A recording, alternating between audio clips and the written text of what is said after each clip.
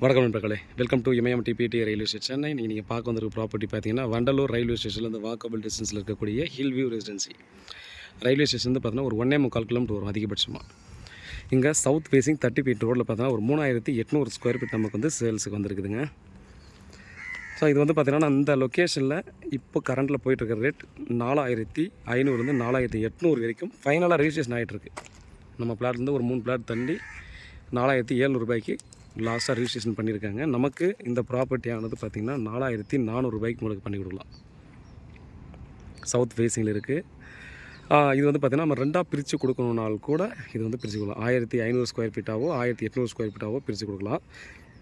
இதில் இருக்கக்கூடிய ஒரு விஷயம் என்னென்னா, பாருங்கள், இதுதான் பிளாட்டில் பார்த்திங்கன்னா இந்த பக்கம் ஒரு 40 அடி கிட்ட வருது.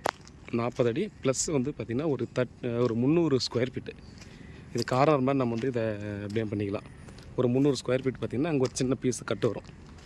ஒரு 12 அடி ஃப்ரண்டேஜில், சரிங்களா? இது 12 அடி ஃப்ரண்டேஜில் ஒரு சின்ன ஒரு 300 ஸ்கொயர் ஃபீட் பார்த்தீங்கன்னா இது வரும். இதை நீங்கள் வாங்கிட்டு பார்த்தீங்கன்னா கார் பார்க்கிங்க்கு வந்து இது தனியாக வேறு எங்கன்னா வீட்டுக்கு முன்னாடி கட்டக்கூட தேவையில்லை. இந்த இடத்துல பார்த்திங்கன்னா நம்ம வந்து ஒரு 2-3 கார் விடுற மாதிரி பார்த்தோன்னா இது கார் பார்க்கிங் யூஸ் பண்ணிக்கலாம். மொத்தமாக வாங்குறதா இருந்தால். இல்லை உங்களுக்கு பாதி 1500 வேணும்னா அந்த பக்கத்தில் நம்ம வந்து ஒரே ஒரு ஃப்ரண்டேஜ் வர மாதிரி எடுத்துக்கலாம். இல்லை 1800 வேணும்னாலும் இதை நீங்கள் பார்த்தீங்கன்னா ஃபுல்லாக வீடு கட்டு கார் பார்க்கிங்க்கு இந்த பக்கம் விட்டு ஈஸியாக பார்த்திங்கன்னா வேறு எந்த வேஸ்டேஜ் ஆகாமல் ஈஸியாக நம்ம ப்ரொசீட் பண்ணிக்கலாம். ஸோ வாக்கபிள் டிஸ்டன்ஸில் இருக்குது. இந்த லொக்கேஷனில் மார்க்கெட் ப்ரைஸ்லேருந்து குறைச்சி தாங்க சொல்லியிருக்கேன். மொத்தமாக எடுக்கிறது இருந்தால் பார்த்திங்கன்னா இது ரொம்ப சூப்பரான ஒரு ப்ராப்பர்ட்டி. இல்லை இந்த ஒன்று மட்டும் எடுக்கிறதுனாலும் சூப்பரான ஒரு யூஸ்ஃபுல்லாக இருக்கும்.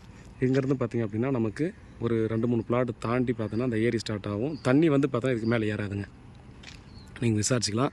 ஏரி இங்கேருந்து ஒரு 100 மீட்டர் தாண்டி பார்த்தோன்னா ஏரி இருக்குது. எவ்வளோ ஃப்ளட்டு வந்தாலும் பார்த்திங்கன்னா அந்த ரோடுக்கு மேலே தண்ணி ஏறுறதுக்கு வாய்ப்பு இல்லை. இங்கெல்லாம் வீடுகளாக இருக்குது, பார்த்துக்கோங்க. ஸோ உங்களுக்கு தண்ணி வருமான்ற ஒரு டவுட் கண்டிப்பாக வரும். ஸோ அதனால் நான் சொல்கிறேன், நீங்கள் ஃப்ளட்டு வரும்போது கூட பார்த்தீங்கன்னா இந்த ரோடுக்கு கீழே தான் பார்த்திங்கன்னா கொஞ்சமாக நிற்கும். அதாவது மேலே ஏறாது, கொஞ்சமாக நிற்கும். ஏன்னா அந்த ஏரிக்கு அந்த பக்கம் பேக் சைடில் பார்த்தோன்னா எக்ஸிஸ்டிங் இருக்குது. அது எக்ஸிட் இருக்குது, வாட்டர் எக்ஸிட் ஆகிறதுக்கான வழி இருக்குது. அதனால் மேலே ஏறுறதுக்கு வாய்ப்பே இல்லை அப்படின்றத கண்டிப்பாக ஷூராக சொல்லலாம்.